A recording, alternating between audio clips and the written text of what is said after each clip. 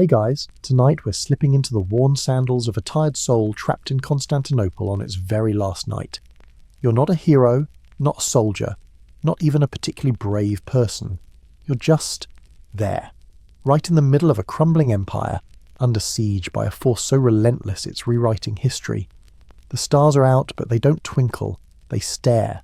And you're about to learn what fear tastes like when it's been soaked in old wine mixed with ash and served with a side of broken prayers. You probably won't survive this. That's not melodrama. That's logistics. So before you get comfortable, take a moment to like the video and subscribe, but only if you genuinely enjoy what I do here. And hey, drop your location and local time in the comments. It's oddly comforting to know we're not alone out there, even if you're listening from a dim room halfway across the globe. Now, dim the lights, maybe turn on a fan for that soft background hum, and let's ease into tonight's journey together. You're breathing in the scent of oil-soaked cloth and old dust. Somewhere a shutter creaks open, closes, then opens again, like the city itself can't decide whether to hope or despair. It's quiet now, unnaturally so. Constantinople, the once mighty capital of the Eastern Roman Empire, has a heartbeat so faint you have to lean in close to hear it. You do. It's there, just under the murmur of the Bosphorus, beneath the wind brushing across scorched stone. The Ottomans are out there. You can't see them from where you sit, back pressed against a ruined doorway, but you feel them. Somewhere in that velvety blackness, they're readying their engines, polishing sabres, praying. And praying here, well, it's a full contact sport. Most of the city's defenders have retreated behind the walls or into makeshift shrines, clutching charms, rosaries, a lucky coin. You've got none of those. Just your fingers, shaking slightly, and a robe too thin for this kind of fear. It wasn't always like this. A few weeks ago, Constantinople still had its pretense. Banners waved. The Emperor Constantine XI still gave speeches. Now, he's somewhere else, preparing to die a very historical death. Not that he wants to. But some people get destiny shoved into their hands like a poorly wrapped birthday gift. The funny thing is, you're surrounded by history, literally walking through layers of marble and memory. The column beside you, older than the Crusades. The broken statue half buried in rubble. Probably saw more parades than you've had meals this week. There's something comforting in that. The way the city wears its age like a velvet robe. Patched, regal, and still pretending it's warm. It's not warm. A breeze snakes in from the sea, cold and salty, carrying the scent of fire from somewhere to the west. Probably another quarter of the city lit up accidentally, or purposefully. Historians still argue whether the fires were caused by Ottoman bombardment or panicked citizens trying to cook one last pot of lentils. Either way, the smoke feels personal, like it's curling through the alleys just to find you. Your stomach growls, loudly, rude, honestly. You haven't eaten since yesterday, and that was half a stale fig and a handful of barley. Not heroic, just human. Somewhere overhead, a pigeon flutters out of a broken arch, disoriented, then disappears into the night. You envy it. At least it has wings. From your little nook by the wall, you can make out the silhouette of the sea. The Golden Horn curves like a blade under moonlight. It used to be filled with proud Byzantine ships. Now, most are sunk, scorched, or seized by the Ottomans. The harbour chain, yes, that legendary iron chain that kept fleets out for centuries, is still there. Barely. Rusted, sagging, and definitely not impressing anyone anymore. Once a Venetian merchant bragged that Constantinople could withstand a siege for years. He failed to mention that was before gunpowder. Now the Ottomans have cannon, real monsters with names and tempers. The biggest one, Orban's Bombard, needs 60 oxen just to move it. Fires stone balls the size of bathtubs. You've heard it only once before, days ago. The echo lasted minutes. You hope you never hear it again. A distant voice chants in Greek. A priest, maybe, or just someone repeating the Psalms by memory. It's oddly soothing until he stops, mid-word. You don't know what interrupted him. You don't want to know. Your hands are dirty. You didn't notice until now. They smell like iron and tallow. You scrub them on your robe, which does nothing. Not that cleanliness matters at the end of the world, but it's the kind of thought your brain latches onto in moments like this, like rearranging books during an earthquake. And just when you think the night might pass without incident, a sound cuts through the silence. A low thrum. No, not quite a sound. more like a feeling, a vibration, distant, measured, like someone knocking politely on the gates of hell. You freeze. You're not alone in hearing it. Doors creak open. A dog howls. A bell rings once, nervously. The cannons are being wheeled into place.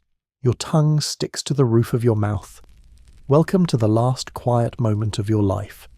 You're not sure how long you've been sitting against the wall, but now you stand slowly, joints crackling like old parchment, and start moving. Not towards safety exactly, just moving towards something tall in the distance, something solid, something old. The Theodosian walls. They rise before you like the spine of a sleeping beast, stretching nearly 4 miles from the Sea of Marmara to the Golden Horn. Triple-layered fortifications. They've stood against invaders for over 1,000 years. Huns, Avars, Arabs, even Crusaders. And now you, with your patched sandals and nervous bladder. The outer wall is lower, meant to delay. The middle wall has the scars, old dents from earlier sieges, moss tucked into crevices like nature's bandages. And the inner wall? That's the thick one. 12 feet of brick and stone, towering nearly 40 feet high. Imposing, yes, but also cracked in places, crumbling in others. When people say ancient, they rarely mean immortal. You touch one of the cracks as you pass, warm, odd. It's the kind of warmth that comes from things under strain, like a rope about to snap. Cannon fire hasn't started yet, but you know it's coming. Everyone knows. As you climb the stairway toward the parapet, you pass guards, if you can call them that. They're not the professional soldiers of a mighty empire anymore. These are mismatched men, Greek farmers, Genoese mercenaries, even a few monks with swords they've clearly never used. One has a chicken perched on his shoulder. You're not sure if it's a pet or dinner. They nod at you or ignore you. One hands you a sling with a smooth stone already in the pocket. No explanation. Just a look that says, try not to die too quickly. The view from the top is absurdly beautiful. You expect dread. Instead, there's a soft breeze and a sky so full of stars it looks stitched. Below, the Ottoman camp sprawls like spilled ink. Tents, fires, the occasional torch movement. And beyond that, hills. The kind you'd love to paint if your hands weren't busy shaking. A few historians say there were as many as 80,000 Ottomans out there. Others say 100,000. Some insist those numbers are inflated, that fear breeds exaggeration. Historians still argue whether Sultan Mehmed II brought that many troops, or just the right kind of terrifying ones. Either way, he's 21 years old and already treating siege warfare like chess.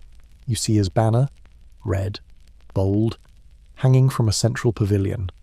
Nearby, silhouettes of his great cannons, Albans included. They resemble upside-down towers. A group of oxen trudge past one, massive wheels creaking under the weight. Somewhere hammers ring against metal. Either cannon prep or blacksmiths working overtime on despair. You glance down from the wall. Directly beneath you, the moat is dry. Not because it was drained strategically, but because no one had time to fill it properly. It's more of a ditch now, good for twisted ankles and bad for morale. And here comes the kicker. You're not even sure who you're fighting for. The Byzantines? Technically. The Latins? Occasionally. The Genoese commander Giustiniani is here, and his men are fierce, but loyalty gets fuzzy when empires are on clearance sale. Somewhere down the wall, a sentry's torch flares. You look. He's pointing. Everyone follows the gesture. The distant Ottoman lines have begun to shimmer with motion, like ants stirred by a shadow. You can't hear them yet, but you will. Someone nearby mutters the Jesus prayer, over and over, like a lullaby for the damned. You crouch beside a pile of rocks, makeshift ammunition. Nearby, a cat watches the horizon with more composure than any human. Cats, it seems, are above empires, and then, without warning, the ground beneath your feet trembles. Boom! The first cannon fires. You don't hear the impact, you feel it. A distant wall groans, and somewhere someone screams. A flock of birds erupts from Hagia Sophia's dome like startled thoughts. No one speaks. Then a second boom. You glance at the man with the chicken. He's gone. Now the wall feels very narrow. The defenders scramble. One bell is rung, not the big one that's been silent for days, but a small cracked one near the gatehouse. It doesn't say, prepare. It says brace. The air thickens with dust and anticipation. You press your back to the inner parapet and grip the sling you were given. It weighs nothing. You weigh too much, all fear and dread and unasked questions. You think of something odd. In ancient times, a ritual was performed here during eclipses, processions, candles, priests chanting against darkness. Now, the darkness doesn't care about your rituals. And here's a weird tidbit for your nerves. During a siege centuries ago, some claimed to see angels walking the ramparts at night, guiding the defenders. Tonight, no angels, just you. You and a dozen tired men staring at an army with enough gunpowder to erase legends. You blink, and that's when you see it. A shimmer of movement among the Ottoman tents, a light signal, 2 torches crossed, a code. You don't know what it means, but others clearly do. Whispers ripple down the wall, orders hissed like snakes. People shift, bristle, tighten grips. Some pray harder, others drink. The wind picks up, suddenly cold and carrying the bitter scent of iron and smoke. And somewhere out there, among the thousands, Sultan Mehmed smiles. Because now, the real siege begins. You step down from the wall, legs half jelly, half marble dust, and make your way toward one of the smaller forums near the Lycus Valley. The clamour above has become rhythmic, stone slamming against stone with brief, eerie silences in between. Like a drummer with a cruel sense of timing, it's late now, or early, time's begun to smear like wet ink. You duck under a broken lintel and find yourself in what used to be a shop. Maybe a bakery, maybe a tailor. It's hard to tell. Shelves are bare, roof half collapsed, and there's a pitiful loaf of something on a plate in the corner. It could be bread or a sponge. You don't ask. Instead, you keep walking. The city's guts are exposed, alleys choked with rubble, windows patched with canvas, fountains long dry. The air smells like boiled leather and cold metal.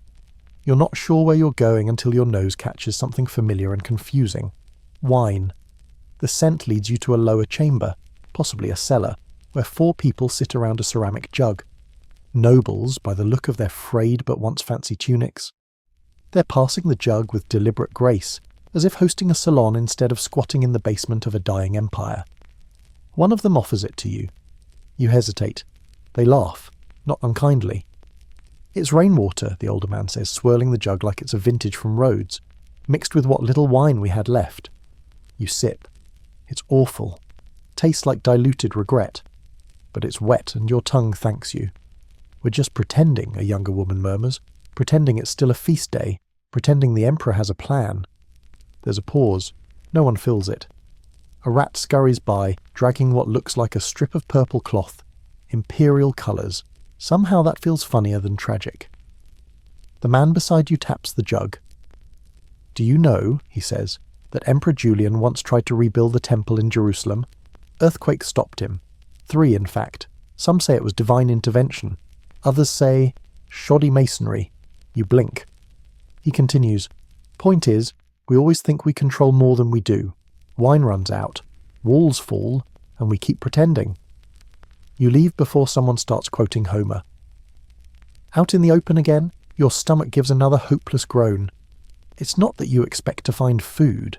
It's that some part of your body still believes in miracles. You pass what used to be a bakery, now just an empty hearth, and a wall covered in soot-etched prayers. Someone scratched out a crude icon, Mary with a weeping face. At her feet, a pile of rocks and something that might be a bread crust or a mouse. Again, you don't ask. The supply situation is bleak. The grain stores in the city's granaries are near empty. Some blame poor planning. Others accuse corrupt officials. Historians still argue whether the last major shipment of flour was hoarded, lost, or traded to the Genoese for weaponry. Either way, bread's a rumour now. Water is another story. Cisterns, old and clever, are still functioning, sort of. You make your way toward one, the cistern of Philoxenos. You remember this place from before the siege. Tourists once wandered here, marvelling at its shadowy columns and silent fish-filled waters. Now it's just damp and echoing. You descend stone steps slick with algae, and find a few others filling clay cups, filtering the water through cloth, whispering prayers over it. One man dips a bowl, peers at it, then mutters, "Could be clean, could be cholera." You take a sip anyway. Upstairs, outside again, the air's colder. You wrap your arms around yourself and move through a courtyard filled with broken statues and sleeping refugees. Entire families huddle together, their breaths clouding in the dark.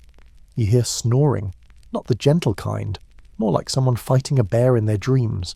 It's oddly comforting, proof that even now, the body insists on pretending it's safe enough to rest. You sit against a wall beside a crumbling arch. An old mosaic watches you, faded gold tiles forming the outline of Christ Pantocrator. His hand raised in blessing, his eyes very much judging you for thinking a drop of rainwater counts as wine. You almost laugh. Then something nearby moves, slowly, deliberately. You squint. It's not a soldier, not a child. It's a donkey, a real, live donkey, covered in soot and dragging a cart with... Wait, is that garlic? It is. You follow it, because of course you do. The cart leads you into another alley where a man tends a small fire behind an overturned market stall. He's roasting something. It smells... edible. He looks up, nods. Saw you on the wall earlier, he says. You've got the look.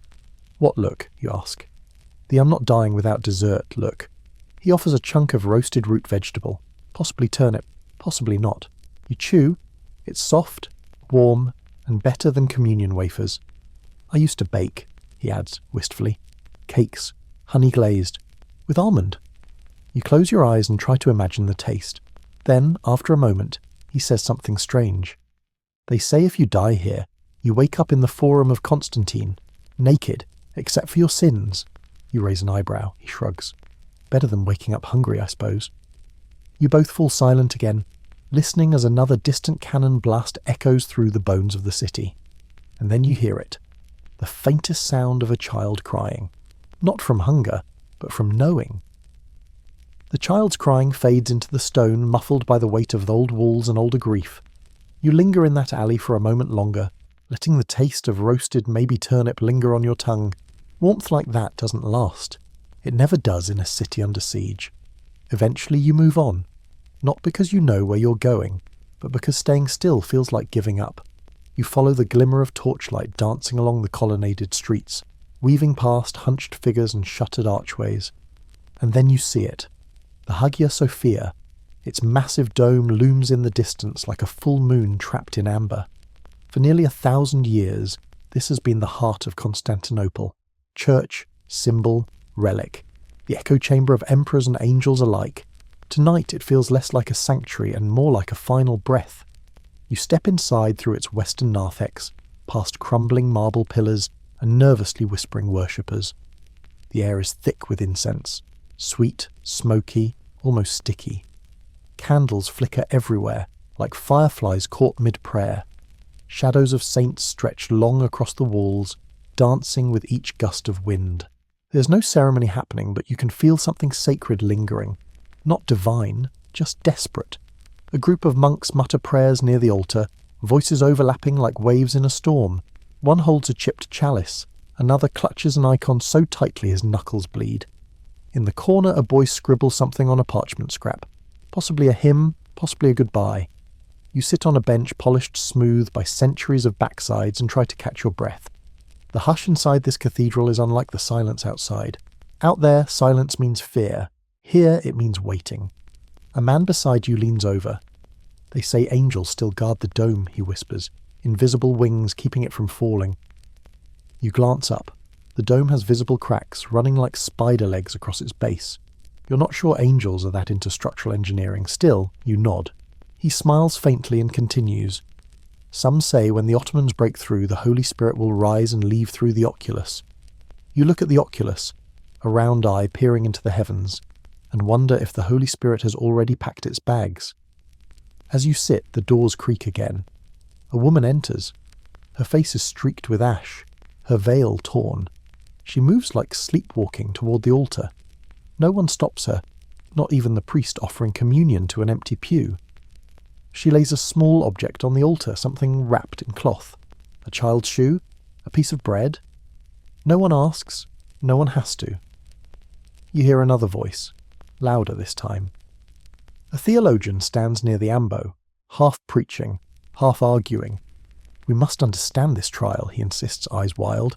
God has not forsaken us, this is a test, like Job. Like the desert. Like Troy, someone mutters. The theologian's eyes snap toward the voice, but he doesn't respond. Maybe he knows history too well to win that argument.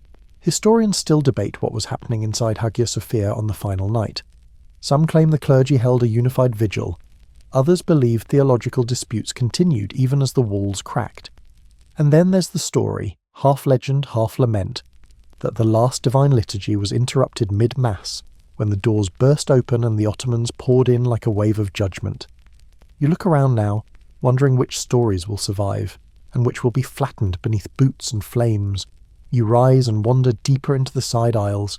There's a fresco of the Virgin Mary over a small alcove, faded, peeling, yet somehow serene.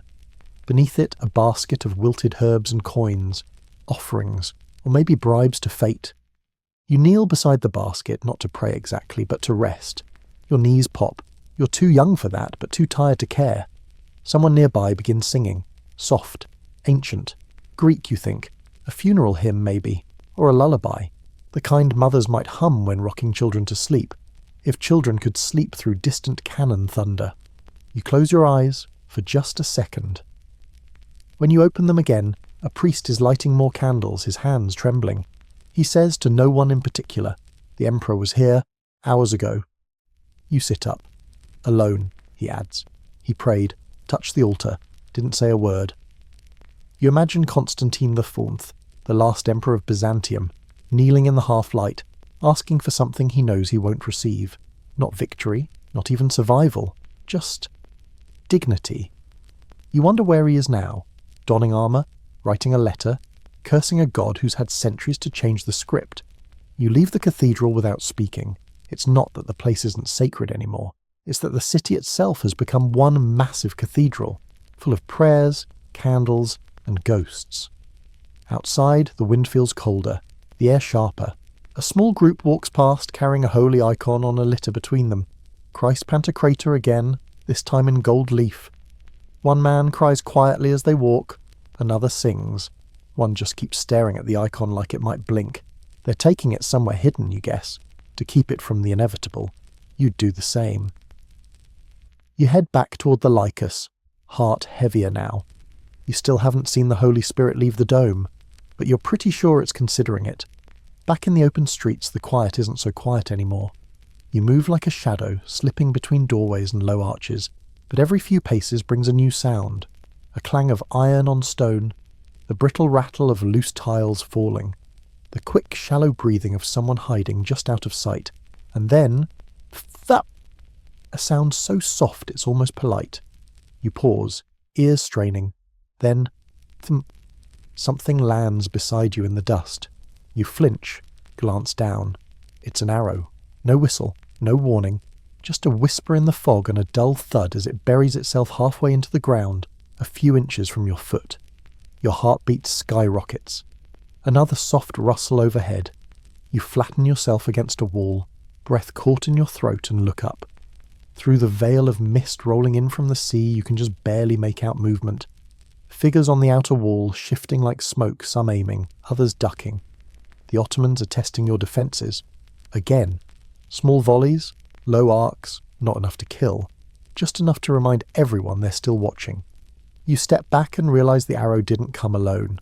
Half a dozen others now lie scattered across the street, sticking out of wooden carts, masonry cracks, and a dead pigeon that didn't flinch in time. A man emerges from a doorway nearby, older, limping, but alert. He sees the arrows and nods, almost approvingly. "They're getting quieter," he murmurs. "Means they're closer." You stare at him. He chuckles softly and points to one of the rooftops.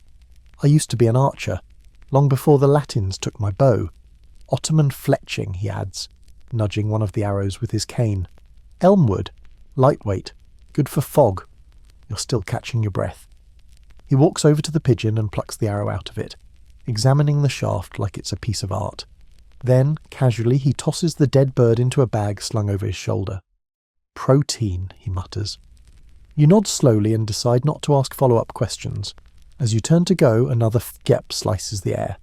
This one embeds itself in a doorframe just behind your head. A little too close for historical curiosity. You duck into the nearest covered passage and hurry forward, stepping over rubble and through the scent of damp mould and something metallic. Blood, maybe, or rust. At this point, the difference is academic. Ahead, a group of soldiers crouches in the gloom, their armour mismatched, their cloaks torn. One is chewing something unidentifiable, another is half asleep against the wall. A third tightens a bowstring using his teeth. Their leader, a wiry woman with a scar running across her cheek, glances at you and then waves a hand. You look light. Ever throw a javelin? No, you say honestly. Perfect, she replies, and hands you one. It's heavier than expected. Not quite a spear, not quite a broom handle. The tip is dented and the shaft bears a faded carving. Maybe a name, maybe a curse. Stand up there, she nods toward the stairs leading to a ruined upper floor. Just throw if they climb, and if you miss, scream. Screaming helps morale. You nod, climb, and wonder how your night spiraled into medieval defence drills. From above, the fog looks thicker. The city beyond seems almost erased, just the ghost of Constantinople floating in smoke and moonlight. Below you, the soldiers murmur among themselves. Someone starts humming an old hymn. The tune is slow and oddly catchy. You squint into the mist again and realise there are shapes moving along the outer parapet. Not climbing, just watching, testing. You feel like a mouse being studied by an owl. Suddenly a shout cuts the night. Not from your side, from theirs. Then another, louder. The soldiers below snap to attention. The woman with the scar raises a hand, then lowers it. Volley incoming, she says casually. You duck. The arrows hiss like whispers through the fog, thunking into wood, wall, and one poor fellow's shield. A few cries. One man falls, clutching his arm. He's breathing, swearing, bleeding. Lucky, she mutters. You peek out. The Ottoman skirmishers are already gone, melted back into the mist. You climb down, returning the javelin. She takes it, not unkindly. They'll come harder next time, she says. They always do. You nod and glance at the injured soldier. He's sitting up now, chewing on a strip of linen. You a healer? Someone asks. No, you reply, then fetch one. You run, heart pounding. Not because you're useful, but because running makes you feel less helpless. You pass a shuttered stall, a pile of broken barrels, and a dog gnawing on what you hope is a bone from someone's dinner. Not someone. Finally, near an old bathhouse, you find a woman tending to the wounded. She's got a basin of water and a knife she's not afraid to use, for cleaning wounds, not starting fights. Probably. You tell her about the soldier. She grunts and starts packing herbs and bandages into a sack. I had a clinic, she mutters, before it became a soup kitchen. Now it's a morgue with seating. She doesn't laugh. You kind of want to. As she strides off toward the injured soldier, you lean against a column that's seen better centuries and let your breath slow. And that's when you notice it. One of the arrows in your shoulder bag. You don't remember picking it up, but it's there. Thin, sharp, and marked with a tiny symbol near the shaft's base. A crescent moon. You turn it slowly, wondering if it means something. A code? A unit? A name? You'll never know. But it suddenly feels very, very personal. The next few hours don't pass. They drag. You wander, but the city starts to close in. Streets blur together. Corners loop back on themselves. Constantinople was never built for logic. It was built for glory. And now it's unravelling in loops of stone, smoke, and fear. Then the first real shockwave hits. Not a cannon blast. Not even a direct strike. Just a low, thrumming boom from somewhere deep within the city's walls, like a giant exhaling straight into the earth's ribs. Your knees wobble. People around you freeze. Heads turn. Birds scream from unseen ledges. Then comes the second blast. Closer. It lands like an accusation. Windows shatter. Tiles skip across rooftops. And somewhere, a child starts sobbing again. That's becoming a soundtrack now. Smoke, crying, and the occasional half-holy chant echoing from broken domes. You stumble forward, gripping the side of an old column that's cracked straight down the middle. Your fingers slip on centuries of soot. Just ahead, there's a heap of dust where a bakery used to be. Yes, that bakery. You know this street. Knew the baker. Kind man. Loved raisins. Hated taxes. You remember watching him argue with a monk over grain prices last month. It had all seemed so big then. Now, the man is gone. Or rather, What's left of him is scattered across what used to be his shop front. You don't look too closely. You step over a scorched shoe, still warm, and for a moment, just one heartbeat of time, you feel the enormity of it. This city, once called Nova Roma, second only to Rome herself, is being eaten alive by thunder. Not the sky kind, the man-made kind. The Ottoman bombard cannons have names, massive things with their own reputations. The biggest, cast by a Hungarian engineer named Orban, fires a 600-pound stone ball every few hours. Historians still argue whether he was a genius or a madman. You're leaning toward yes. You move through another alley and watch as a piece of wall, massive, proud and older than most family trees, crumbles like a sandcastle beneath another blast. The ground lurches under your feet. A dog runs past, howling. Someone shouts that the Porta St. Romanus has buckled, the main gate, the one everyone said could never fall. You don't go check. You believe them. Your legs take you somehow toward the Mese, the main street, once paved in marble, now just a muddy trench. Here, the destruction is creative. Statues decapitated, columns collapsed, merchant stalls flattened like pastry under a boot. You reach what used to be a public square. It's filled with noise, shouting, hammering, even a desperate attempt at music. Someone's playing a lyre with only 2 strings, sitting atop a pile of smashed amphorae. The tune is eerie, somewhere between funeral dirge and lullaby. In the centre of the square stands a makeshift hospital, or what passes for one. Tents, linens strung between columns, the stench of sweat and blood. You don't want to enter. You do anyway. Inside, it's worse than you feared. A woman cries out in Latin. A man chants in Greek. Someone else, possibly Genoese, is simply moaning through clenched teeth. The smell is unbearable. You pull your robe over your nose, which helps absolutely nothing. A nun moves past you, carrying a bowl filled with what might be water, or might be diluted wine, or possibly just coloured by blood. Her expression is fixed. Stone angel mode. You glance down and see a man missing half a leg. He smiles at you. "Tell the baker I'll need a discount on shoes," he says weakly, then passes out.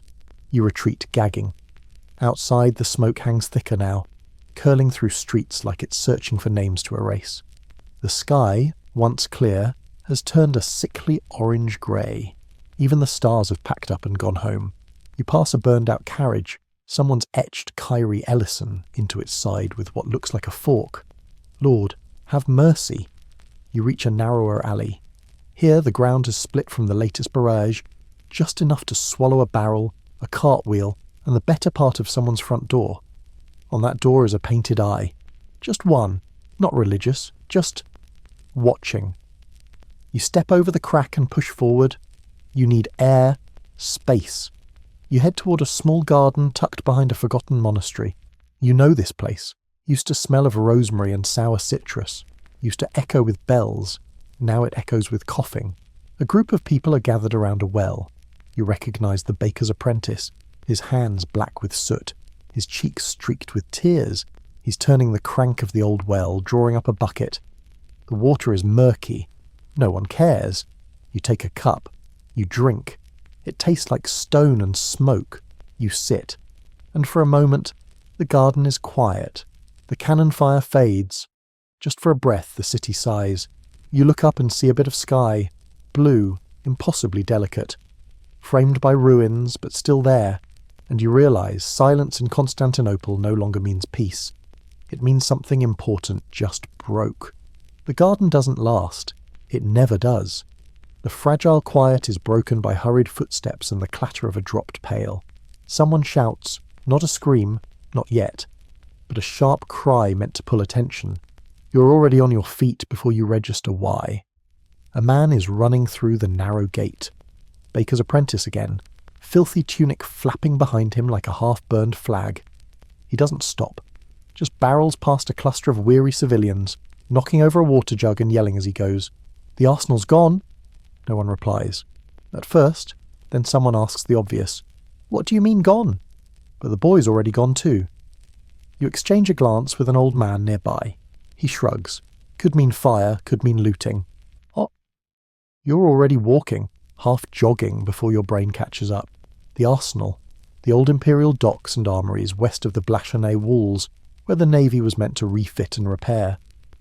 Even though Constantinople's fleet is a ghost of what it once was, the arsenal still held value: rope, timber, pitch, salt, and weapons. At least it did. You follow the path, your sandals skidding on loose stone. The air smells like burnt pine and something acrid, like sulphur and salt meat gone bad. The closer you get, the thicker the smoke becomes, curling through every gap in the walls, staining the air brown and heavy. Then you round the last corner and stop. The arsenal is ablaze, not a polite blaze, not the kind of fire you can put out with a few buckets and a prayer. This is the fire that cities whisper about in their final hours. It licks up the sides of timber warehouses, devours docked boats, and paints the sea orange with reflected fury. People are shouting, buckets flying in chains, hands waving wildly. But it's chaos, not coordination. You see one man dousing a pile of rope with wine, another frantically trying to drag a half-burned crate of arrows through the mud, and in the middle of it all, like the eye of a deranged hurricane, stands the baker. Yes, that baker, or rather what's left of him. Wait, no, not the baker. Just another man with flower-white hair and soot-streaked cheeks, shouting orders as if his voice could outpace the blaze. They did it themselves, someone near you mutters. You turn. They burned it before the Ottomans could take it. Self-sabotage, a tactic as old as fear. Historians still argue whether the fire was set by defenders acting under orders, or panicked citizens trying to prevent Ottoman looters from arming themselves. Either way, it's all ash now. You inch forward, drawn like a moth to what should scare you off. You pass what was once a fishing boat, now splintered and half submerged. A dead seagull floats beside it, its wings soaked and smoking. Somewhere above, a hawk circles. You hear a loud crack, and a warehouse roof collapses in a storm of sparks. Screams, then silence. The man who was shouting orders vanishes into the black smoke, and when it clears, you can't find him. The heat is unbearable. You step back, hand over your mouth, your eyes burning. The dock beneath your feet groans, timber warping from flame and weight. You retreat faster now, stumbling back toward the city. Your lungs ache. Your robe smells like smoke and salt. And that's when the ash starts falling. At first, it's subtle. A few specks drifting down like lazy snowflakes. Then more, thick, greasy. You wipe your eyes, but it clings to your skin like guilt. People are everywhere now, pouring from nearby alleys, some carrying what they could save. Bundles, scrolls, a barrel lid filled with pickled fish. One woman drags a harp. Another clutches 3 cabbages like children. It's surreal. The collapse of a city happening to the tune of casual salvage. You pass a man holding an icon of St. George. He's laughing. You don't ask why. Back near the centre of the city, the mood has shifted. There's panic, yes, but also exhaustion. Everyone's tired. Tired of running, tired of rebuilding, tired of watching history punch through their walls like a drunk with a hammer. You find yourself near a dried-out fountain. The statue above it is headless now, though the body still holds a sword. Some children are huddled beneath it, faces streaked with soot, eyes wide but dry. One girl clutches a doll made of rags and copper wire. You sit nearby, suddenly aware of how heavy your limbs feel. Your hands are black with ash. Your lips are cracked. You have no idea how many hours have passed. Maybe 12, maybe 2. Time has left the city along with most of the pigeons. A voice interrupts your spiral. What would you save? You look up. A man is standing over you carrying nothing but a cloth satchel and a stick. His tunic is too clean, his face too calm. Excuse me? If you could save just one thing from the fire, he says, what would it be? You blink. He smiles, shrugs, and walks away. You don't answer. You don't have one. You sit with that question. As the last beam of sunlight catches in the smoke, you finally rise and walk back toward the streets, toward more ash, toward what's left. Smoke tastes like regret, but regret is still better than nothing. You've barely walked 100 paces from the smouldering ruins of the arsenal before the air shifts again. This time, damper, darker, thicker somehow. The buildings crowd closer together here, leaning in like conspirators. You pass under a sagging archway where vines and rot compete for dominance, then follow a narrow descent flanked by mossy walls and forgotten doorways. You're heading into the underbelly of Constantinople, the cisterns and tunnels, a labyrinth older than most cities, more myth than map. Some say the first emperors had secret passages carved beneath the city, connecting palaces, granaries, and hidden shrines. Others say it's just plumbing gone feral. You reach a carved stone vent in the wall and pause. Cool air drifts up from below. Dank, earthy, tinged with rust. A rope ladder hangs to your left, half frayed but holding. Why you start climbing down you're not entirely sure. Maybe curiosity, maybe desperation, maybe just a hope that the silence under the city is gentler than the silence above it. The rope groans. You descend slowly, and soon you're swallowed in shadows. Below, the air is wet and echoing. Drops fall into pools somewhere out of sight, and the stone feels slick under your feet. You reach the bottom, where old Roman bricks form a tunnel barely taller than you are. You light a small torch, stolen from a sconce above, and keep walking. The corridor narrows, then widens, then branches. You stop at a fork. One path slopes down, the other rises slightly and disappears around a corner. There's no signage, no helpful tour guide, just faded symbols chiselled into the wall, a palm frond, a fish, an eye. You choose down, because of course you do. Deeper in you hear voices, not clear, not shouting, whispering. You press forward, barefoot now to soften your steps. The walls sweat beside you. Water drips somewhere in rhythmic patience. You round a corner, and there they are. A cluster of people huddled around a flickering lamp. 5 or 6 figures. Dirty, armed with knives and clubs. One holds a crossbow, another a bag slung over their shoulder, heavy with unknowns. One of them turns and sees you. You freeze. He stares, then gestures. Shh. You nod. No one moves. Then one of them pulls a worn piece of parchment from their sleeve and lays it flat on a crate. A map. A tunnel map. They're not looters. They're not soldiers. They're planning. Escape. Sabotage. A mutiny. It's impossible to say. But whatever they're doing, it's not sanctioned. You catch words. Golden Gate. Cistern 12. Collapse here. Exit after dawn. They're speaking a messy mix of Greek, Latin, and something else. Probably Venetian. You take a step back and trip. The torch clatters. The whisperers whip around. One raises a knife. You raise your hands, palms out, heart doing a drum solo behind your ribs. I'm no one, you whisper. Just walking. They stare at you. One woman narrows her eyes. You heard? You nod. She tilts her head. You'll forget? You nod again, faster this time. They don't kill you. But she gestures sharply, and one of the men steps forward, presses something into your hand and shoves you down a side tunnel. You don't look back. You run. You don't stop until the tunnel opens into a dry cistern, massive, echoing, haunted by the hollow breath of centuries. Pillars rise like submerged trees, stretching up into unseen darkness. You fall to your knees, panting, heart hammering. When your fingers finally uncurl, you look at what they gave you. A coin. Large, copper, strange markings.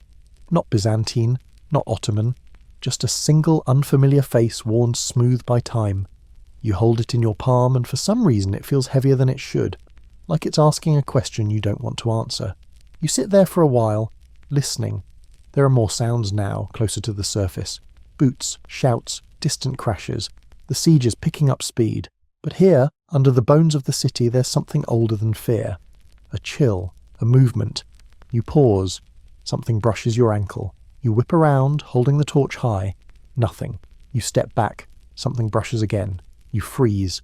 In the half-light, something, maybe a tail, maybe a root, maybe not, slithers just beneath the surface of the shallow water.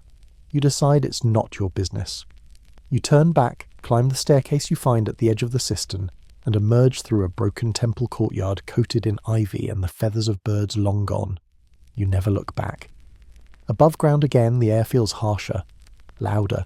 You hear shouting from the Blackernay quarter. Something has shifted in the siege, but all you can think about is that coin, that whisper, that thing in the dark. Historians never mention it, but you will never forget. The sky above you has darkened to the kind of black that feels thick, like ink or oil. something not meant to be swallowed by lungs. The fires still burn in patches across the city, their orange glow illuminating only more ruin. You're back above ground, but your heart's still underground, caught somewhere between that echoing cistern and the feel of whatever slithered past your foot. You want to laugh, you want to sleep, you want none of this. And then you see it, the Golden Gate. It looms ahead, veiled in shadows and warped moonlight. Once the ceremonial entrance for emperors returning in triumph, now it stands half buried in rubble, its twin towers cracked, its doors bolted from the inside and reinforced with every piece of furniture and hope the locals could drag there. You approach slowly, you're not sure why. No one comes here at night. It's said the dead linger near the gate, the ones who betrayed the city, the ones thrown to the crows, the ones whose names were struck from records. The wind shifts, and a sharp scent fills your nose. Salt, blood, iron. Death has a recipe, and this gate has cooked for centuries. Then you hear it, a sound you didn't expect, soft humming. You freeze again. At the base of the gate, seated beneath a cracked relief of Theodosius, is a man tuning a lyra, a musical instrument, stringed, small, impossible. He doesn't look up. You wait. He finishes adjusting the tuning pegs, plucks once, twice, then begins to hum again. It's not a battle hymn. It's not even religious. It's a lullaby. And his voice is rough, weathered, but weirdly kind. He glances at you with tired eyes. You're not Ottoman. You blink. Neither are you. He nods. Silence again. Then he gestures at the ruined gate with a crooked thumb. They used to crown emperors here. Horses, flowers, gold dust in the air. You both look at it. Now there's just dust. They'll come through here eventually, he adds. When the cannon breach the right wall and they sweep in, this gate will open again. You sit beside him, close but not too close. There's a smell coming off him, a mix of old books, rainwater and burned wool. You staying to watch, you ask? He chuckles. I'm staying to remember. Another pause. You decide to ask. Remember what? He plucks a string. That once this place meant something. You glance around. In the shadows behind the gate you can make out shapes. Not people. Posts. Impaled bodies. 6 or 7 strung up on long spears or nailed to crosses. Barely visible. Barely human. You look away. He doesn't. They tried to escape, he says quietly. Deserters. Or spies. Or just unlucky. Doesn't matter now. Your stomach knots. The city's silence shifts. Again. Becomes heavier. I watched them hang one, he adds. Right through the rib. Took hours. You want to run, but you don't. Because now, something else catches your eye. The moon. It has risen fully and it's red. Not a soft pink blush. Not a lovely harvest shade. Blood red. Copper-toned and watching you. Is that normal, you ask? He chuckles again, more softly. Depends who you ask. Some say it's a sign of betrayal. Others say it means the Mother of God has turned her back. Historians still argue whether the blood moon on the night of May 28, 1453, actually happened, or was later added by chroniclers desperate for symbolism. But tonight, here, now, it's very real, and you feel it in your bones. The man sets down his lyra and rubs his eyes. You know what I miss? He says. You shake your head. Silk. Real silk. The kind that floats through your fingers like prayer. You're not sure what to say. He sighs and stands slowly, bones crackling. I'll stay a bit longer, he says. You go on. No good comes from watching doors too long. You nod, rise, and turn back toward the city. But just before you go, you ask, What's your name? He smiles faintly. Ask me tomorrow, he says. You don't argue. As you walk away, you pass under the arch of a colonnade, and something shifts in the darkness beside you. A woman stands there, cloaked, hooded, watching the gate. She doesn't blink. You glance once, then again. She's gone. You tell yourself she was never there. The moon watches you leave, silent, judgmental. And now, you understand. Silence doesn't mean peace. It means someone has stopped screaming. You're not walking anymore. You're trudging. Each footstep feels like it belongs to someone older, heavier, more tired than you ever remember being. Your limbs drag like wet fabric. The ash in the air tastes like scorched almonds and something darker, fat maybe, or old paint. You pass shuttered homes, not locked, just abandoned. Doors hang crooked on broken hinges. Some are marked with symbols, crosses, fish, stars. Messages, blessings, warnings. You don't know, and you're too spent to care. Then you spot her, an old woman. Small, wiry, with a kerchief wrapped tight around her hair. She's crouched beside a pile of rubble, sorting something with slow, deliberate hands. You hesitate. She looks up. "Looking for a place to die, are you?" she asks. She, not cruelly, just matter of fact, like she's offering tea. "Not yet," you reply. "Shame," she grunts. "Could have used the help." You step closer. She's repairing a wall. Or trying to. Stacking bricks like crooked teeth. Filling the gaps with a mixture of clay, mortar, and... wait. Armour. Rusty, dented breastplates. Old greaves. A helm bent inwards like someone used it as a bowl. "What are you doing?" you ask. "Plugging holes," she says. "You think the Ottomans care if it's limestone or dead men's iron? They'll crack it either way." You crouch beside her, pick up a piece of mailcoif and hand it over. She grins, one tooth. "You learned fast," she says. "Faster than my husband did." You glance around. No one else is here. She pats the wall. "He's right here," she says, tapping a jagged bit of bronze that used to be a shin guard. "Didn't want to be buried. Said the city gave him everything. Least he could do was give it some bones. You're not sure what to say. So you don't. You help." Together you wedge a warped shield into a gap between crumbling stones. She hums a tune while she works. Something old, slow, half-hummed, half-whistled. You catch a few lyrics. It's a harvest song. In a city where nothing grows anymore. "Name's Eleni," she says after a while. "What's yours?" You hesitate. "You forget," she grins. "That's fine. Memory's a fancy thing when you've got breath in your lungs." You want to ask why she's still here. Why she's not fleeing, hiding, praying. But then you realise, this is her prayer. Every brick, every scrap of metal, every muttered curse, an offering to something bigger than survival. Purpose, maybe, or just stubbornness. "Used to make pastries," she says after a while.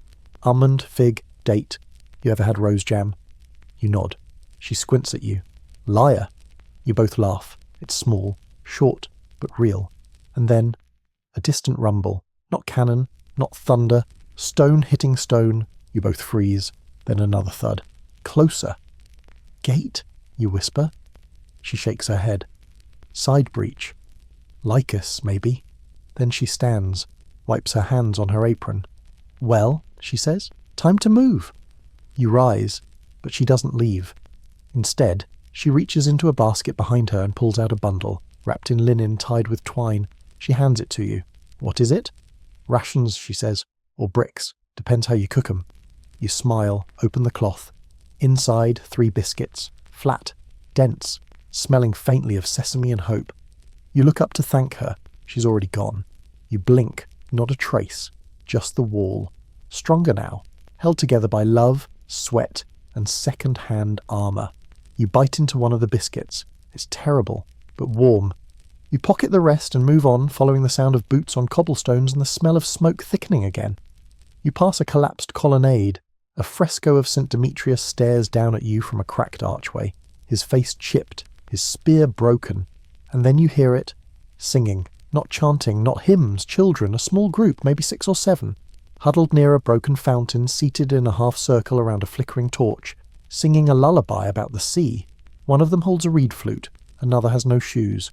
You stop, hidden in the shadows, just to listen. Their voices are thin, untrained, but full of something that shouldn't exist right now. Hope. You watch as one girl, maybe 10 years old, passes around a crust of bread no bigger than her fist.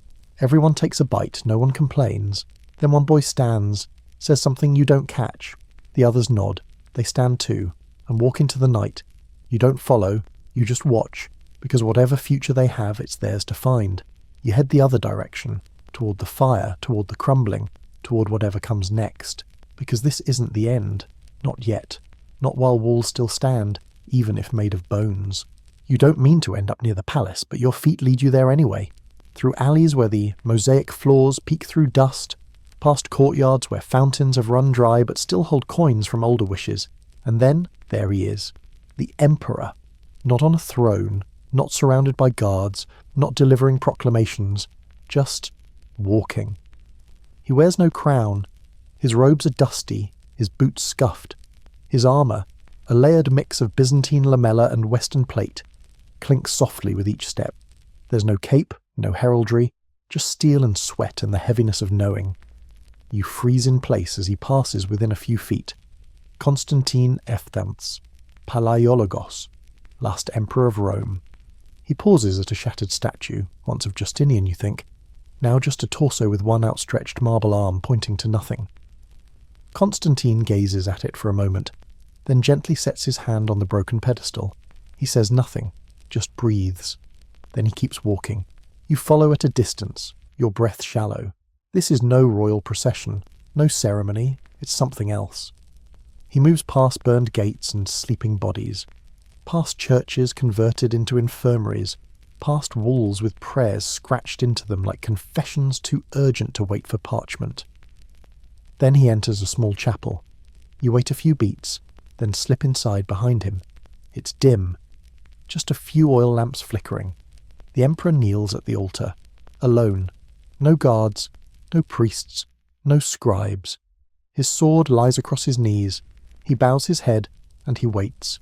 You don't speak, you barely breathe, because something about this moment feels final.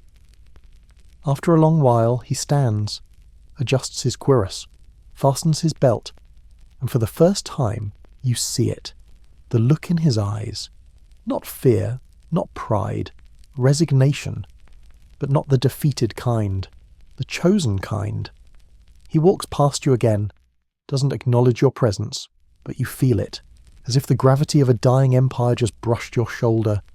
Outside, the sky's purpling toward dawn, and the city is unravelling faster now. From this elevation, you can see the smoke curling like black serpents over the skyline. Fires still rage in the arsenal, and the walls of the Mesotikion, finest point of defence, are cracked and bleeding men.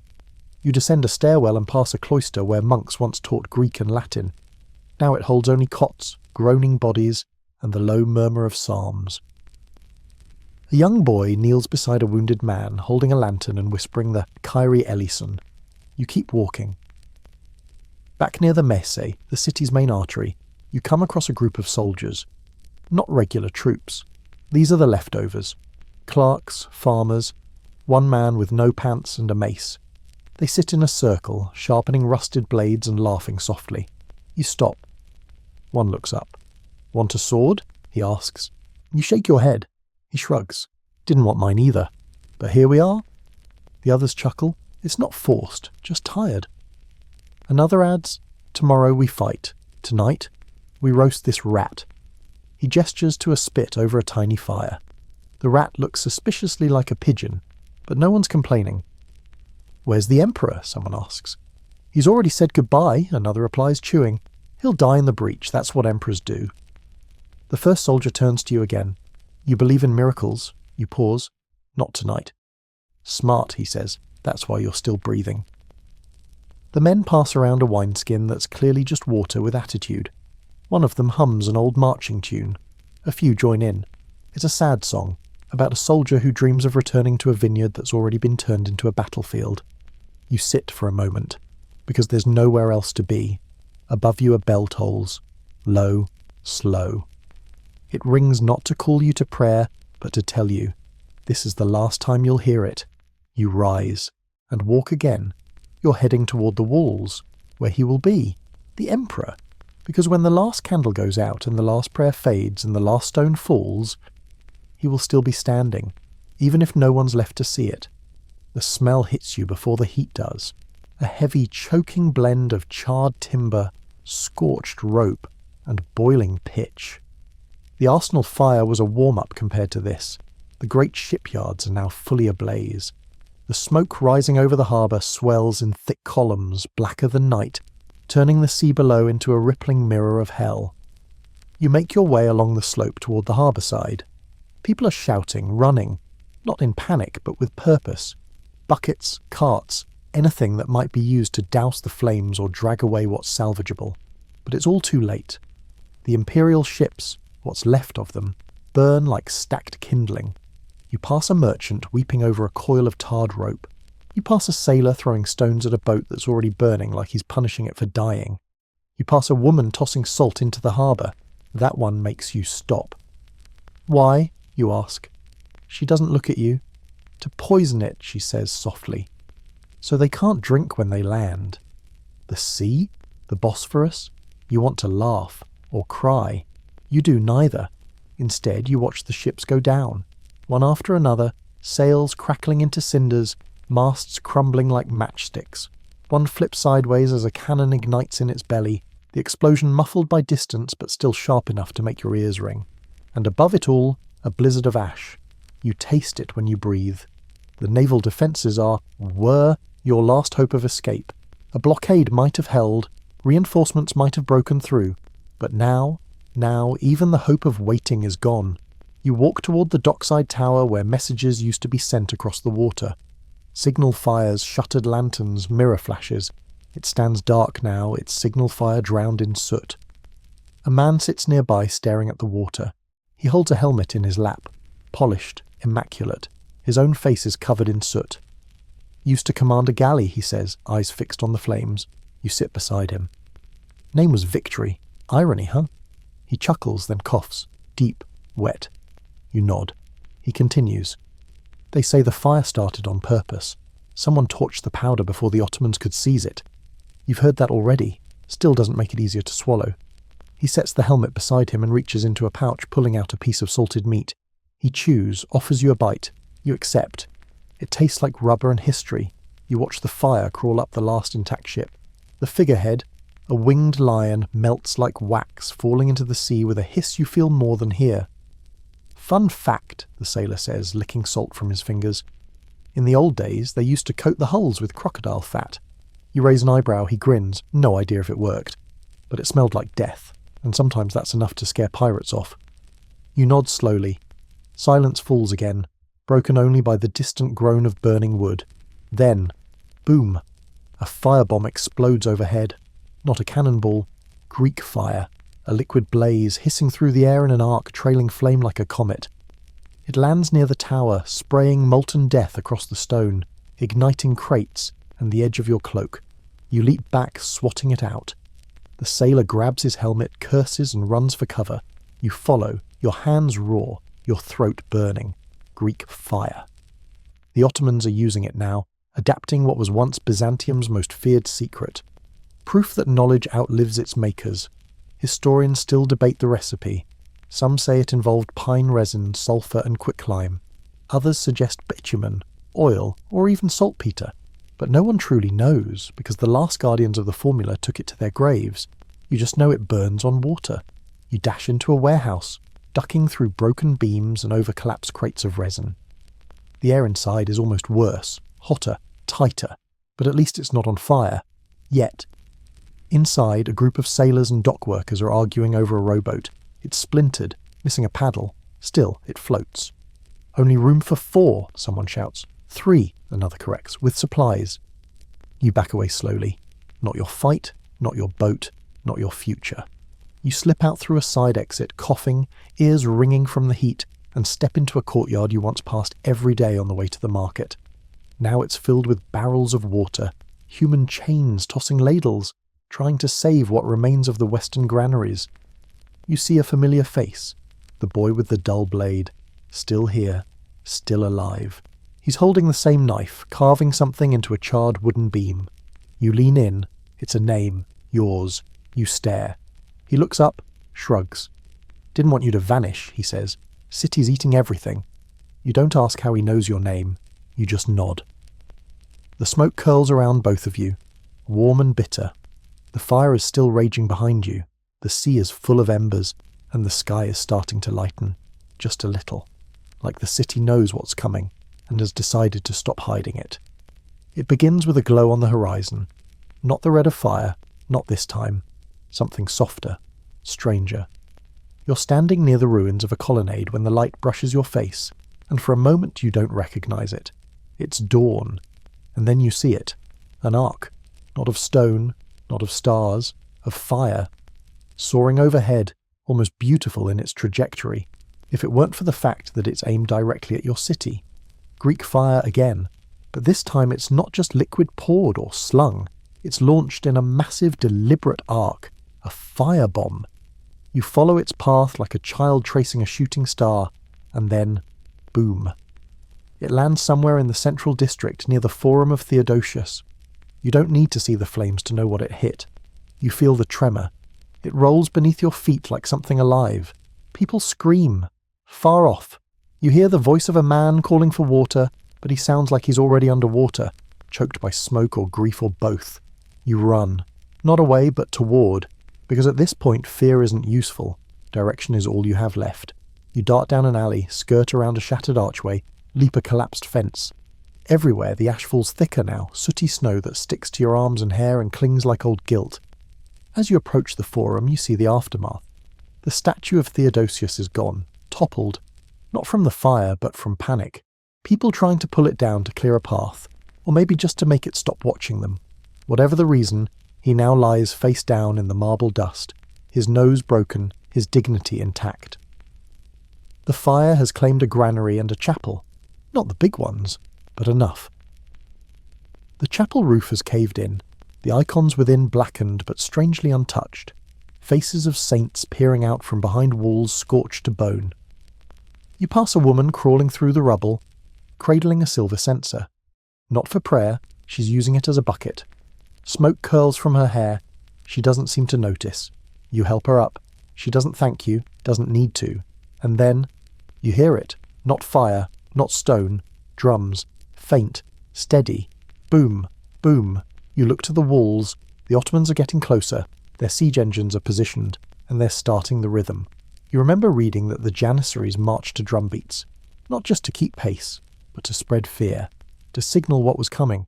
The drums are getting louder. You pass a shrine where someone has lit candles in rows too neat to be frantic.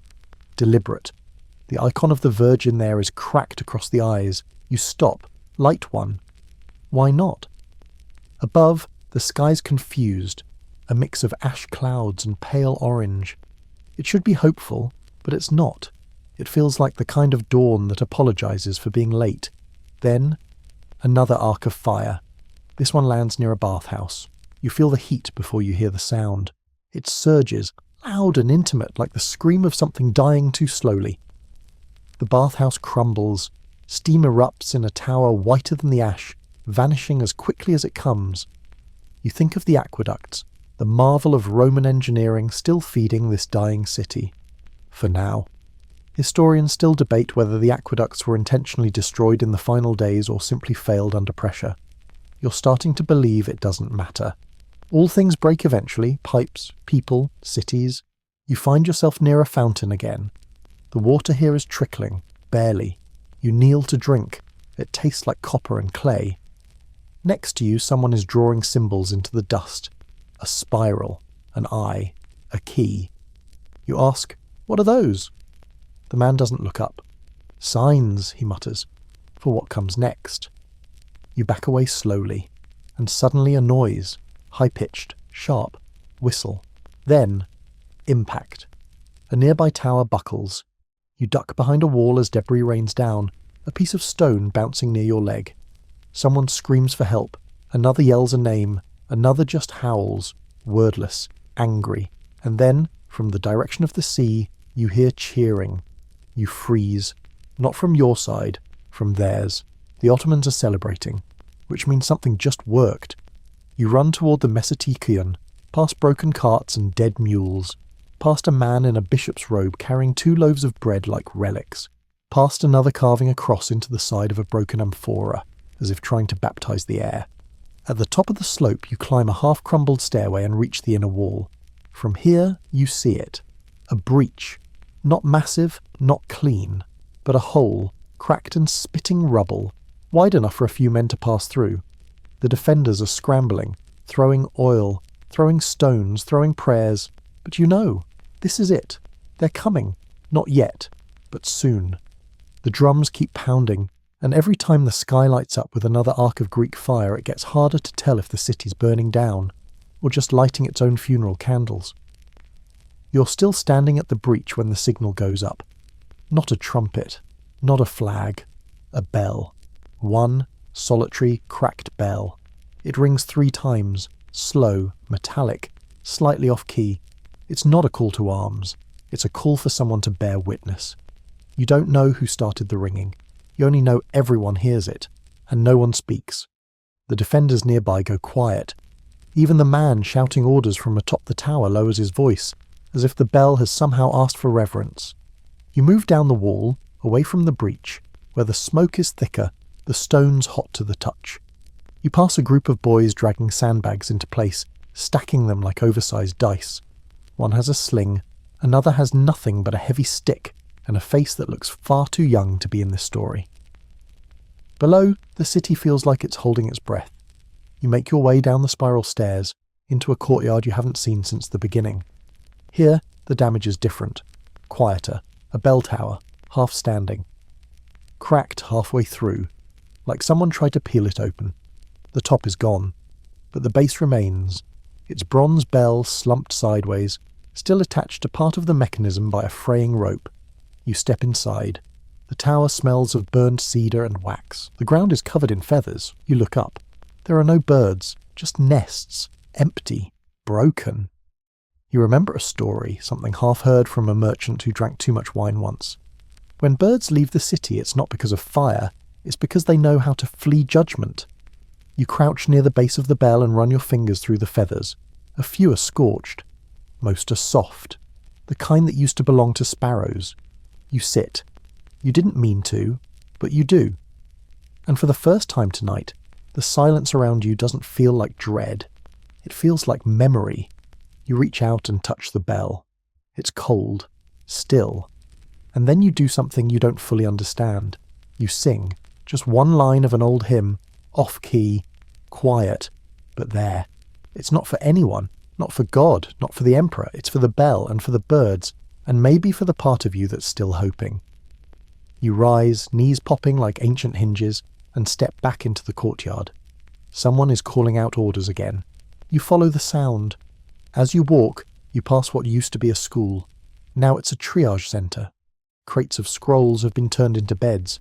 A man lies on one, eyes open but unseeing. You hear someone sobbing softly behind a pillar. No one has time to stop. You round a corner and nearly fall into a crater. Not metaphorically, a real crater. One of the recent firebombs must have landed here. The hole is 10 feet wide, scorched around the edges, filled with smoking rubble and twisted beams. In the centre, a brass sensor, still swinging. You blink, someone placed it there. It's heavy, designed for cathedral halls, not battlefields. Its chain is blackened, its edges warped, but it's still giving off a faint curl of smoke. Frankincense, maybe, or something pretending to be. Around the crater are more feathers. You don't understand the pattern. You don't try to. As you keep walking, you start to notice something else. Music. Faint. Thin. You follow it. A side chapel, once part of a larger monastery, has been opened to the street. Inside, a man plays a kithara, plucking carefully with cracked fingers. He doesn't look up as you approach. 3 others sit around him. One knits. One stares into nothing. One hums along. You don't enter. Just listen. The music is mournful, but not sad. It's the sound of a city saying goodbye to itself. And outside, the world is still moving. You hear wheels creaking. You turn. A cart rolls past, no horses, just a man pulling it himself. On board, books, candles, 2 loaves of bread, a dog. The man nods at you, keeps walking. You want to ask where he's going, but you already know, nowhere. He's just moving, and maybe that's enough. You continue past the church ruins, past another broken arch, and into a quarter where statues still stand. Somehow, a colossus of a saint towers above you, his sword raised not in triumph, but in defence. His face has been worn smooth by wind and time, expressionless. But you stand beneath him anyway, because in a city where even the birds are gone, it helps to be looked at by something. Then, behind you, a sound, a soft flutter. You turn. A pigeon, just one. Perched on a windowsill, it looks at you, coos, flies off. And somehow, that's the saddest thing you've seen all night. You move with a purpose now, though you couldn't say what that purpose is. Something about the pigeon, that single stupid pigeon, won't leave your head. In a city full of saints and emperors, It's the pigeon that's given you motion. That's either poetic or pathetic, probably both. The fires have faded a bit, but not because they're dying down. It's the smoke. So thick now that everything has a smudged edge. Buildings, people, even the sun trying to rise behind it all looks more like a bruised lantern than a heavenly body. You stumble into a courtyard near the Charsios gate. The tiles here are blackened with soot, but the centre is intact. Barely. There, sitting alone, is a child. Maybe 10 years old, maybe less. And in his lap, a knife, not a soldier's dagger, just a small kitchen blade dull at the edges. He holds it like it might tell him what to do next. You approach slowly. He doesn't flinch. "You all right?" you ask. Stupid question. But he nods. "Name?" You try. He shrugs. "Fair." You crouch down, careful to stay just outside his reach. Not that he looks like he'd stab you, but the line between fear and reaction has gotten blurry. "What's the knife for?" He looks down at it. "Protection," he says softly. You glance around. From what? He doesn't answer. You sit with him in silence. The knife sits heavy in the moment between you. Finally you ask, "Do you know how to use it?" He nods again. "Someone teach you?" He nods once more. Then a pause. "My mother," he says. It's barely a whisper. "She said if they come and I can't run, I should..." He trails off. You feel a stone lodge in your throat. You want to take the knife from him. You want to hug him. You want to tell him the siege will end and he'll be fine, and someday this will all be a memory told over warm food. But you don't say any of that, because none of it would be true. So instead you ask, "Are you hungry?" He shrugs again. You reach into your satchel and pull out one of Eleni's terrible biscuits. The last one. You break it in half and hand him the bigger piece. He doesn't say thank you, he just eats, and it's the most human thing you've seen all night. You both sit, chewing in silence. Overhead the air begins to throb again with the distant sound of Ottoman drums. Low, rhythmic, closer now. You both look toward the wall. He grips the knife tighter. You don't stop him. "Do you want to come with me?" you ask. He shakes his head. You nod, then stand. "Can I leave you something?" you ask. He shrugs. You take the copper coin from your pocket, the one the whisperers in the cistern gave you, the one that never felt like it belonged to any empire you knew. You place it beside him. He stares at it, then looks up, and, for the first time, he smiles, just barely. You walk away before you lose your ability to. Down the street, past a row of damaged homes that now serve as barricades, through a hole in a wall that leads into an old bathhouse courtyard, where the roof is half gone and the marble tiles have buckled like soft bread. You rest for a minute under an archway, eyes stinging from the smoke, and you think about how strange it is to be alive in the middle of history ending.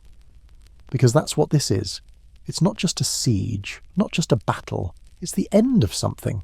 You feel it everywhere, in the cracked domes, the abandoned icons, the sound of 1,000 people breathing the same hopeless air. You close your eyes.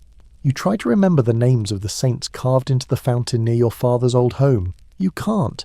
You try to remember the smell of your neighbour's peach tree in spring. You can't. You try to remember what silence used to mean. Real silence. The kind without drums or fire or fear. You can't. Instead, you hear a single, short trumpet blast. Not from the Byzantine side. Theirs. You look up. The boy is gone. So is the coin. The knife, too. You don't feel better about that. But maybe that's the point. You rise, brushing ash from your arms, and keep walking. Because if history's going to end, you may as well be awake for it. And maybe, just maybe, leave something behind that isn't a ruin. Even if it's just a memory, a biscuit, or a whispered song you sang to a bell. You're moving fast now, or trying to.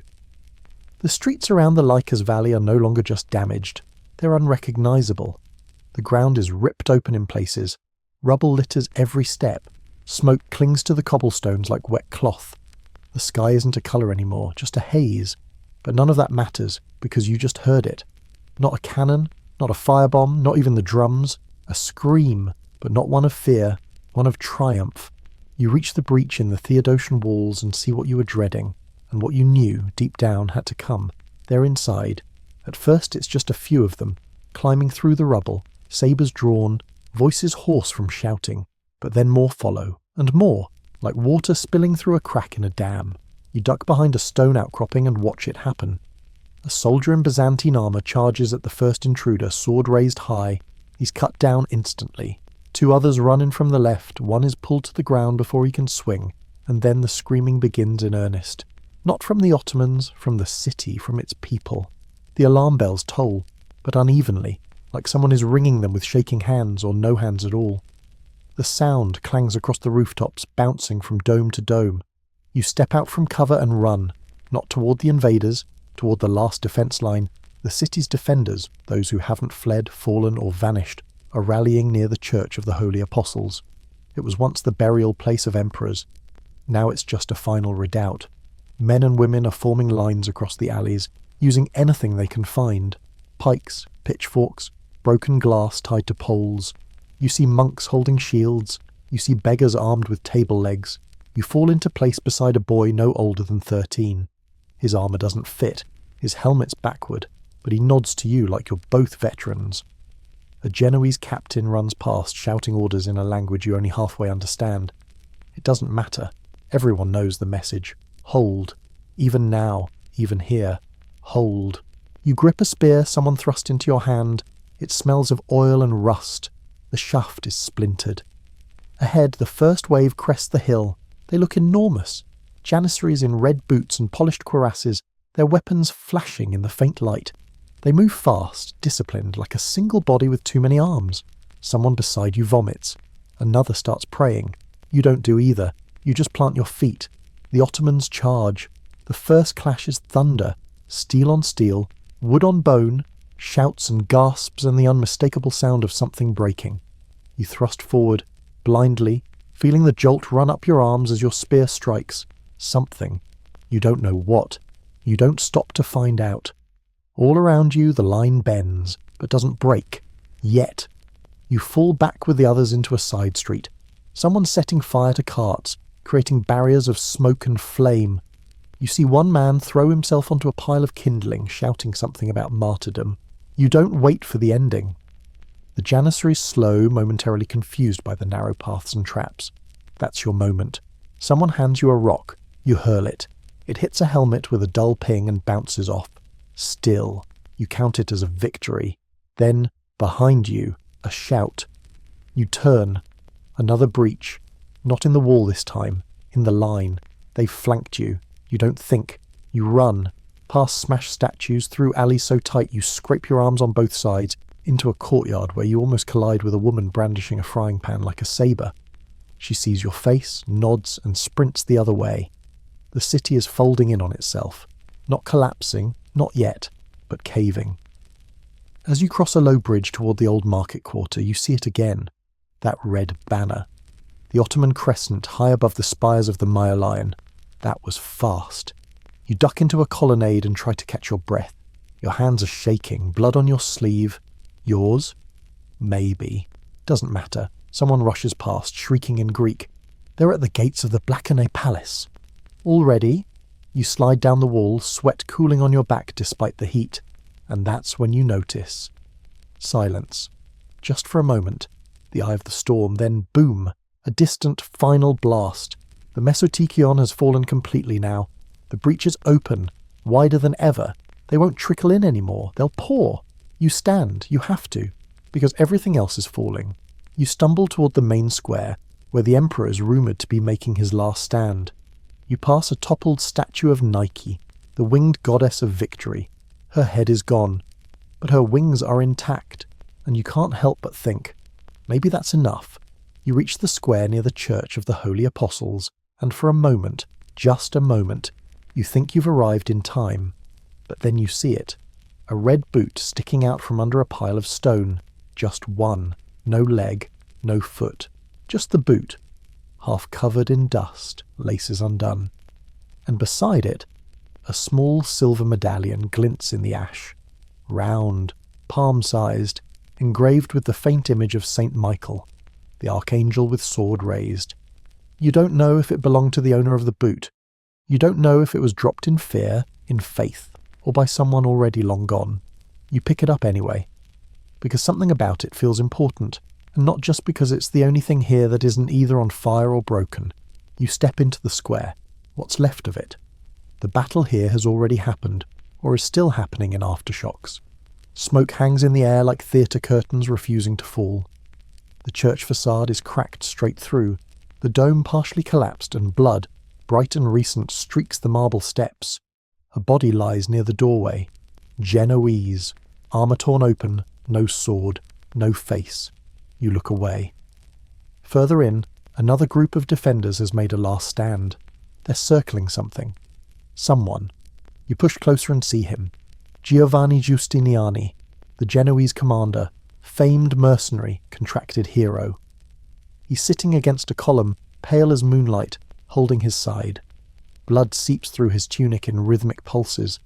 His face, once confident, almost smug, is blank now, like he's already trying to forget his own biography. A soldier kneels beside him, pleading in Italian. You don't need to understand the words. You can read it in the desperation. And then the order comes. Retreat.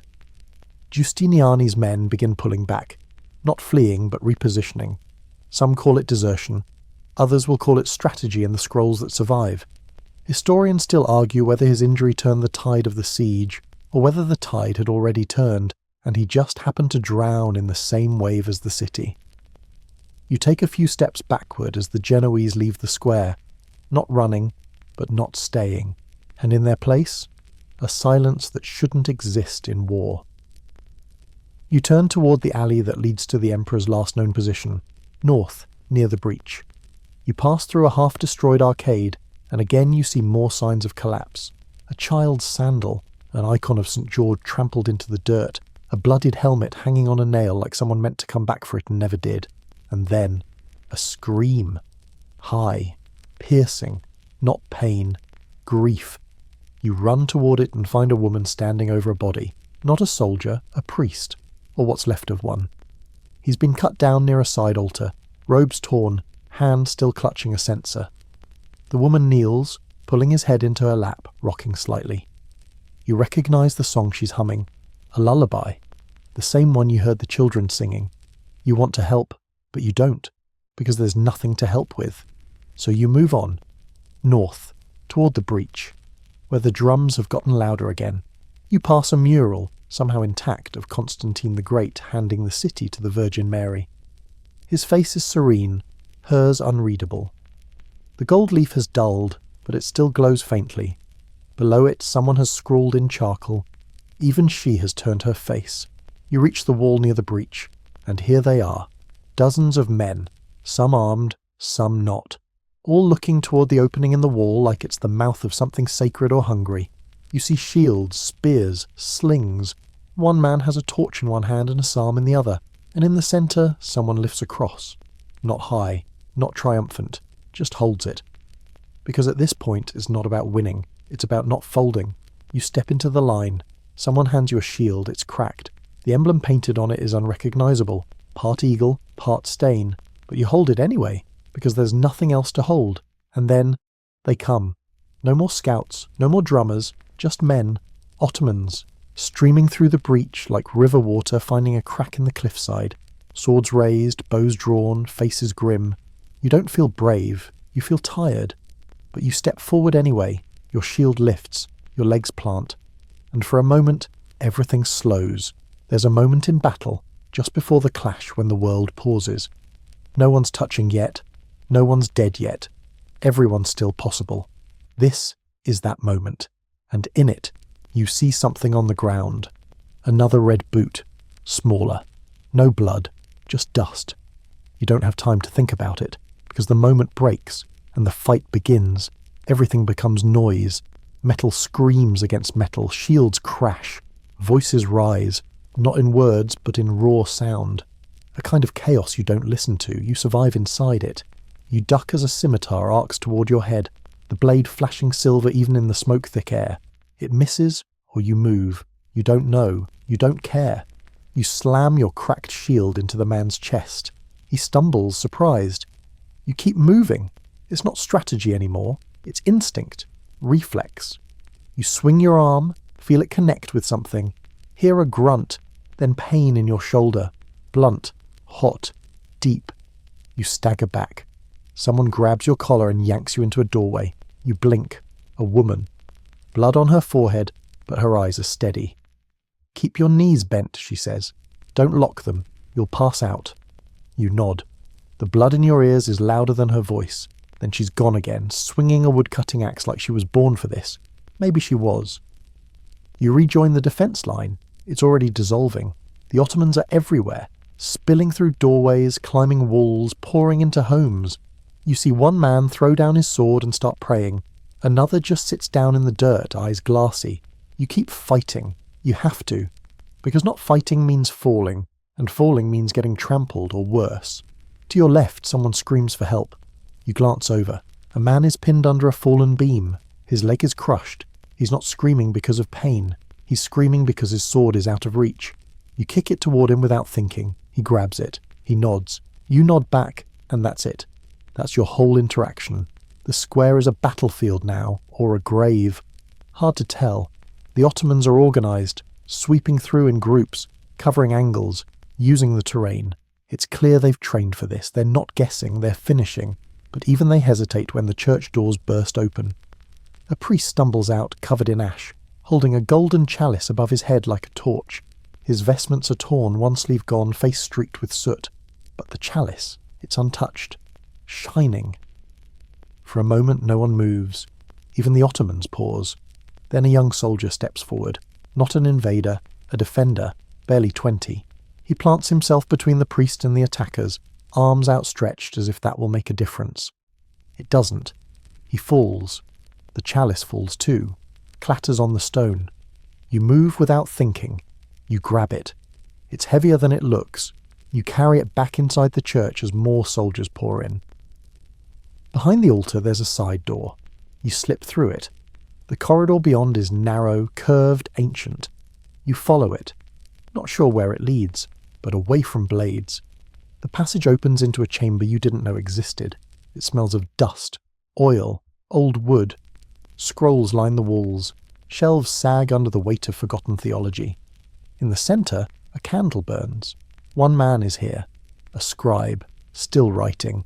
Quill scratching across parchment as if the world outside isn't collapsing. He doesn't look up. You set the chalice on the table beside him. Still, he writes. "What are you doing?" you whisper. He dips the quill in ink. "Documenting," he replies. You don't know whether to laugh or cry. "Why?" he glances up finally. "If we survive, someone will want to know. If we don't, well, perhaps someone else will." He returns to his writing. You leave him there, because you can't watch the world end in cursive. Back outside, the sounds have shifted again. No more clashing, no more shouting. Now it's pleading. You run through a back alley toward the harbour. People are gathering in clumps. Families, monks, wounded soldiers, some crying, some chanting, some just staring up at the sky as if waiting for it to answer. You hear someone shouting in Greek, "They're in the palace!" It spreads like fire. People start dropping to their knees. Others run, but there's nowhere to run to. At the far end of the square, a woman clutches a child and screams at a group of looters. "This city was built by saints," one of them laughs, and keeps looting. You pass a pile of scrolls burning in a brazier, someone trying to destroy records before they can be seized. The flames catch quickly, and soon the entire stack is nothing but smoke and floating embers. Above, a minaret begins to rise, not literally, but in metaphor. Because even before it's raised, you can feel it coming. The shift, the replacement, the next layer of history settling over the old one like ash. You duck into a half-collapsed chapel. Inside, a single icon still hangs on the wall. Barely. The Virgin Mary, face cracked in two. You kneel before her without meaning to. You don't pray, you just breathe. In, out.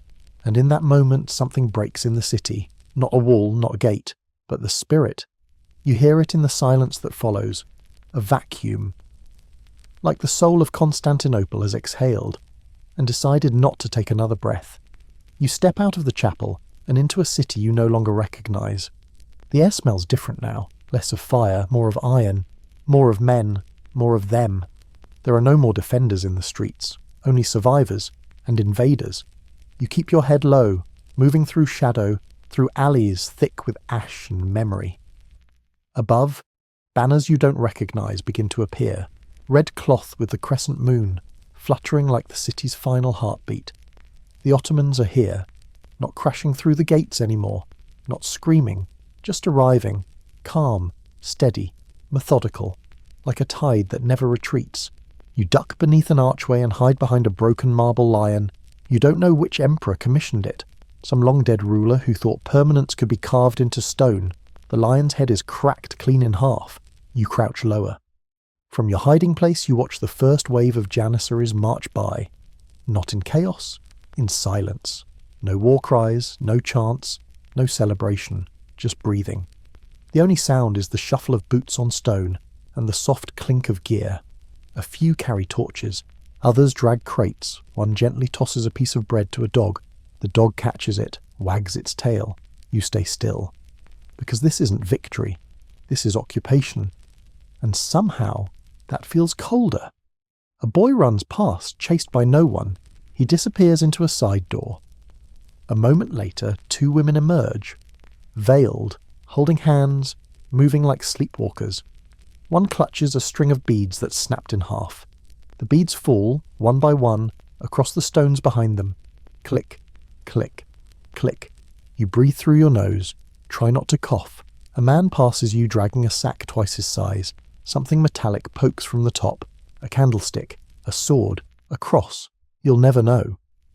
Ahead, you hear a voice shout, "The library, take everything." And something in you twists, because there are things worse than fire. One of the Ottomans bends to lift a scroll, blows dust from it, tucks it into his satchel. You watch. He's not destroying it, he's keeping it. And somehow, that's worse. Because now the stories of your city won't vanish. They'll belong to someone else. You stand slowly, quietly, and begin to walk. Not to flee, not to fight, just to move. Because stillness now feels like surrender. You pass what used to be a jewellery stall. Gold chains glint among the rubble, half covered in soot. You think of Eleni, the woman who used her husband's armour to patch a wall. You wonder if she made it. You wonder if she ever baked again. You pass the place where the child with the knife sat. He's gone.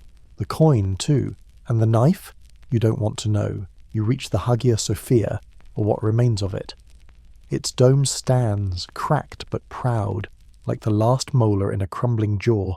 Crowds are gathering outside, some to worship, some to weep, some just to watch. You slip through the side door, unnoticed. Inside, it's both beautiful and ruined. Incense still lingers in the air, but the icons are being removed, some carefully, some not. One lies shattered on the floor, Christ Pantocrator, his face split down the middle. A group of men stands at the centre of the church. One reads from a scroll, another lays down a mat. The space is changing, already. No one tells you to leave, but you do. You wander back through the streets, past doorways with no doors, past shops with no owners, past fountains still trickling, as if no one remembered to turn them off. You find yourself at the old Forum of Constantine. It's mostly rubble now. The column still stands. Barely. Its base is chipped, graffitied with desperate prayers. You sit. Someone else is already there. An older man, robed, wearing a medallion shaped like a flame. You don't ask what it means. He looks at you and says, "I was born here." You nod. "So was I." He stares ahead. "My father told me this city would never fall." You glance at the crumbled column. "And yet," you say. He nods once without looking at you. "Do you think we'll be remembered?" he asks. You open your mouth, then close it. Because you don't know. You reach into your pocket and feel the weight of St. Michael's medallion. You hold it out to him. He takes it. His hands shake. "Thank you," he whispers. Then he stands and walks into the smoke. You sit a while longer, watch the pigeons return. They land on the column, on rooftops, on corpses, and then, just as casually, they fly away again.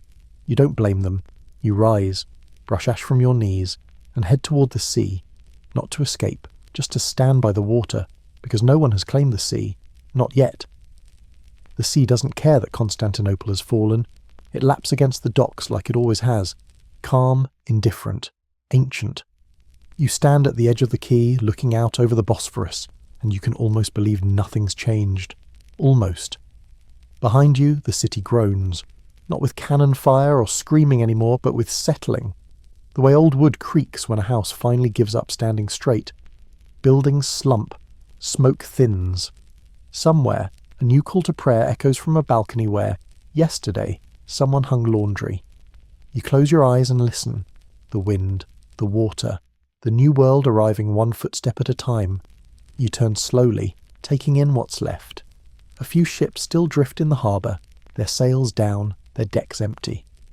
Most were burned or seized, but here and there a fishing boat bobs gently, like it didn't get the memo about the end of empire.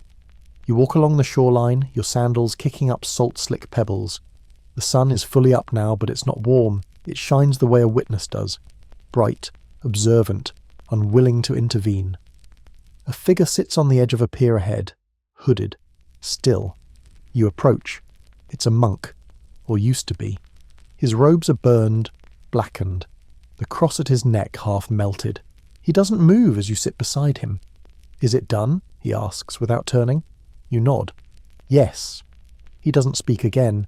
You both watch as a seagull lands near the waterline, pecks at something invisible, then takes off again. The wing beats sound like soft applause. Behind you, faint singing rises from the hills. Not Latin, not Greek. Arabic.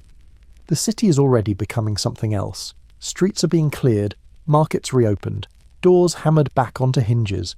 The Ottomans are efficient, but you can still hear the ghosts. You walk again, slowly, toward the edge of the old harbour chain. The great iron links are rusting now, draped across stone like a forgotten necklace. A fisherman once said they could stop any navy, but they couldn't stop this. You find a stone and sit. Watch. Breathe. A young girl walks past, her hair wrapped in a scarf too large for her. She's carrying a sack over one shoulder. She doesn't look at you. You don't blame her. The city belongs to her now, or to no one. It's hard to say. Far off, in the distance, you hear hammers. Not weapons now. Rebuilding. Something is being raised.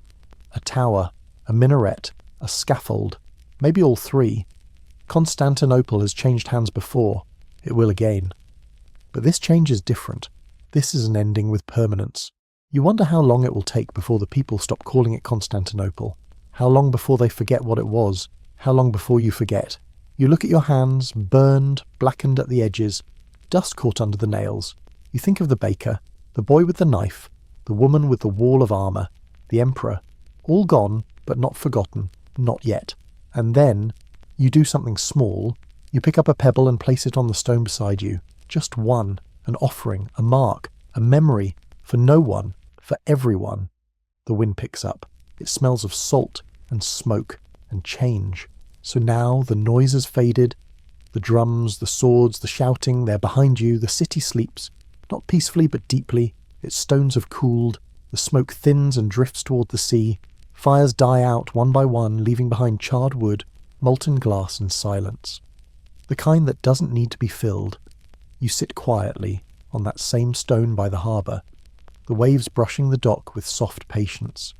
The world isn't ending anymore. It has ended, and something new is beginning. You're not ready for it. Not today, maybe not tomorrow, but you're still breathing. Still here, still you. And as the sun settles gently on your shoulders, you feel the weight of the city lifting. Not because it's gone, but because you've carried your piece of it far enough. Far enough to stop. Far enough to let go. Let your heartbeat slow now. Let your breath drift in and out, like the tide. Let your thoughts wander toward quieter things. The rhythm of footsteps on stone, the soft flutter of a pigeon's wing, the steady pull of the sea. You made it through the night, and in the stillness of this new morning, you rest, not in fear, not in sorrow, but in the hush that comes only when history has passed over you and moved on. Sleep well, traveller. The walls are quiet now. The city will keep its own watch. Good night. Good night. Good night. Good night. Good night. Good night. Good night. Good night. Good night. Good night.